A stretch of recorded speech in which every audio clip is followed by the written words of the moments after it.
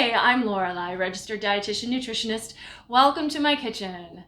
Today we're gonna chat a little bit about the holidays from a nutrition standpoint. What do we do when we're faced with a lot of tasty treats, but we don't want to go crazy and completely ruin our health just because it's the holidays? Ho, ho, ho, ho, ho. It's Joe Christmas.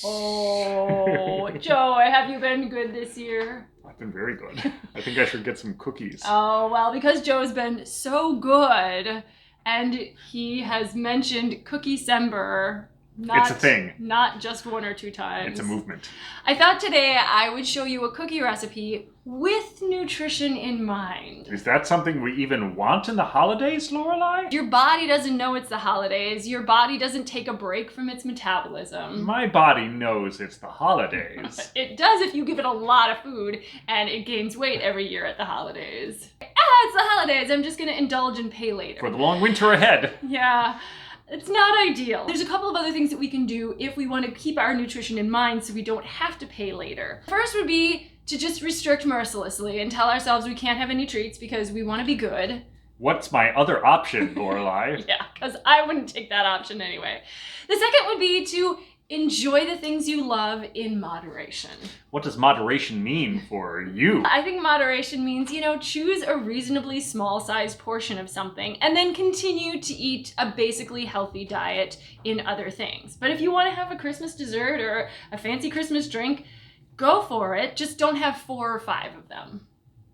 Over the course of Christmas or just at one time? I think we all kind of know what moderation means. Okay, if you say so. I mean, it really is kind of a judgment call. There's not like a hard rule of thumb. Joe Christmas says, what are we making today? Well, so today we're going to take another route, which is to make some of our treats with nutrition in mind so they become a little bit better nutritionally. So they're good for you? Well, sort of. In moderation. That's the word of the episode. They're still good for you in moderation. They're a little bit better for you than maybe their traditional counterparts. And they taste just as good. They hopefully taste just as good so that you can enjoy them in moderation with just a tiny bit less guilt. So today we're going to make SPRITZ cookies. Do you know what these SPRITZ? are? No. I grew up with these. They're a butter cookie that you put into a cookie press and you can do little shapes with them. It's a butter cookie. There's flour, there's butter, there's sugar, there's an egg, and that's about it. But today we're going to do a couple of things to make it a little bit healthier. So the first one is we're going to use whole wheat flour. Okay. Yeah. That seems easy. It's easy. It actually is. If you can find it in the stores. Yeah. Sometimes it's a little more expensive, but it's a whole grain, so it means that we're adding fiber to our food, which just makes it a little bit healthier. And will keep you regular. Well, it can. Although hopefully we're not eating so many cookies that's where we're getting our fiber from. The other thing we're going to do is today we're going to replace the egg. Okay. Here it comes. With sweet potato puree. What? Can you even do that? Well, we're gonna see. I don't know if the cookie police come for us. Yeah, then we're gonna have to turn give ourselves you in. It wasn't my idea. I had nothing to do with it. Mm-hmm. I'm gonna use the sweet potato puree in place of the egg and then some. There's nothing wrong with having an occasional egg.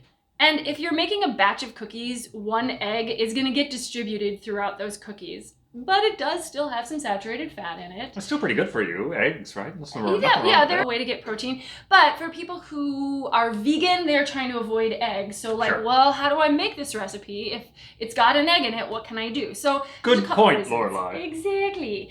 So the other thing that we're gonna do is we have colored these sweet potato purees with other vegetables. So I pureed sweet potato with a little bit of beet, and now we've got a really bright red color, so we can make some red cookies. Could you use raspberry or something? I don't know if that would work. It might. I think the beet works well because it's starchy and it blends up well with this, and it doesn't add a lot of additional moisture, which I think raspberry would. And then I've also done sweet potato with spinach. Not as lovely of a color, but we're gonna see how this works to make a green dough for our SPRITZ cookies. And we're gonna try it out. As opposed to using something like food coloring. But if you can find a way to do it naturally, why not? And then you're actually gonna get some of the benefits that come from this plant food. You wanna help me make these? Not really. That's always what do your I need thing. To do? Yeah, I've come to advise and cheer you on. Advice meaning Please let it be cookie December. The other thing I'm gonna do is, it calls for a cup of butter. I'm using vegan margarine. You can use butter if you want to. Again, it's saturated fat and it's an animal product. So if you want to avoid it, you can substitute with a vegan margarine. I'm not saying this is healthier. It's still fat, but it's an alternative. It needs fat, right? You can't make good Yeah, cookies it kind of does. I would love to have taken some of the fat or sugar out of this recipe, but I didn't. If we can get a few more cookies out of this batch because we've added a little bit more of a healthy ingredient, we can eat them all because that's what moderation is. It means that each cookie has a little less of the bad stuff.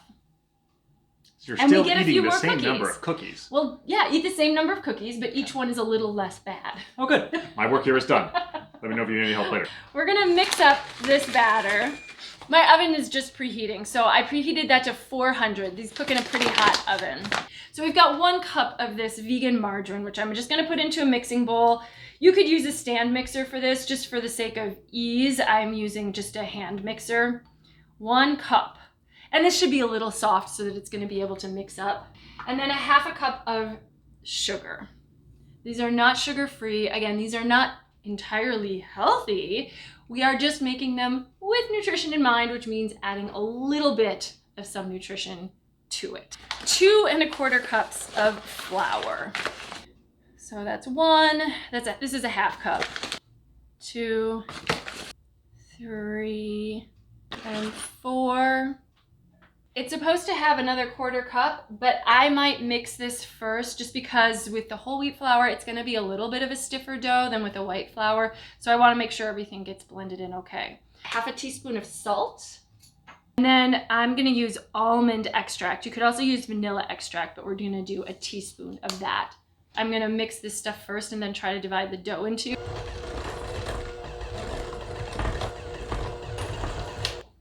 Now, if you're scared to use 100% whole wheat flour, you could do just half of it whole wheat flour and the other half white flour, and then you're kind of splitting the difference. You are adding then some fiber to your cookies. This isn't gonna form a dough, I think, until I add sweet potato purees, just because it's just still really crumbly. But I am gonna divide it in 2 so that we can do that separately.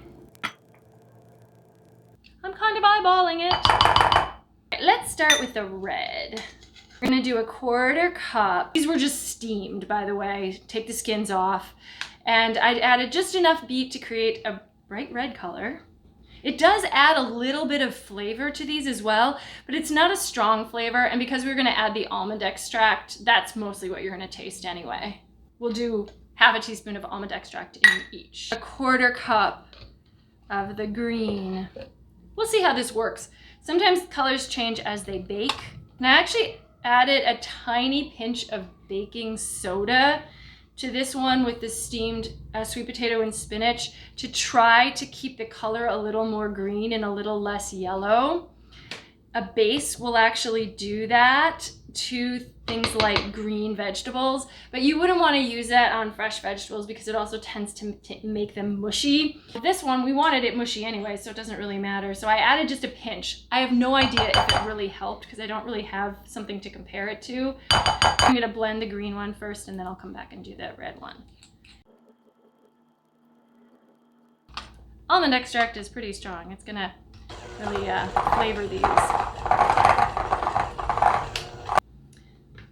Well, it's kind of that nice soft dough that we're looking for. This is not a distinctly green color, so I'm not sure that it was worth attempting to do the coloring, but I do think that you can still replace the sweet potato even if the color factor doesn't work. I think it's gonna work in the red though, just because beets have such a strong color to them.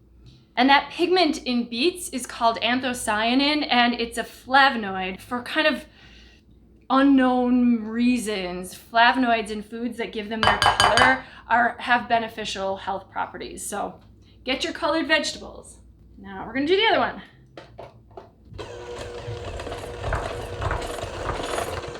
All right, they're about the same consistency. If you've never made Spritz cookies before, there's a little bit of a finesse to it. My dad used to be very good at this, and we kind of learned from him, but I'm not always perfect at it. And certainly you could use this coloring technique or the replacing the egg technique with another cookie recipe. I just really think these are very in the holiday spirit. So you've got this little shape down at the bottom. You want to just make sure that's in place so it's not going to fall out. And then you just pack some of the dough into here. So we're going to start with the red ones. This actually turns out really bright and red. And then this screws on. And it says ungreased. I think just because there is so much fat in here already, we don't really need to grease the pan. You start to turn this until the dough starts to come out through the mold in the bottom. You kind of have to turn a couple times and then pull back. That one's maybe a little bit flat, but it's a pretty soft dough. You don't have to chill it.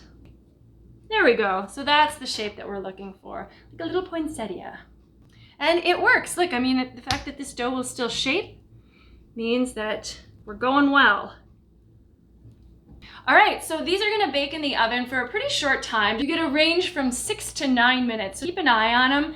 It's always harder to tell with a colored dough whether they're getting brown or not, but you do want them to brown a little bit. We're gonna do these, and then we're gonna do the green ones in a little Christmas tree shape and see if any of that green comes through. I'll show you what the results are after we've pressed them and baked them. Okay, so you can see that one batch made a bunch of cookies, and you can see the color difference, the red and the green. And now all that's really left is to taste them. I'm here. Would you like to taste a cookie? Yes, I would. Okay, which kind do you want? Well, off camera, I have tried these before. Okay. So I know what they taste like, so I'll try one of these. Okay. They're more brown than green, I would say. Yeah, they're not a really bright green. I don't know how much it's worth trying to color them that way, but the red ones, those are distinctly red and Christmassy looking. They're good. They taste like a cookie. They're just a little cookie. They're fun. They're crunchy. Yeah. Just a little way to add a little nutrition, a little bit of nutrition to a Christmas holiday treat. These are all the vegetables you'll ever need. The other thing I like about this cookie is you can see how small they are. So eating one cookie is not going to break you. Absolutely not. I'm going to have one too. All right. Enjoy. Happy holidays. Take care. Stay well.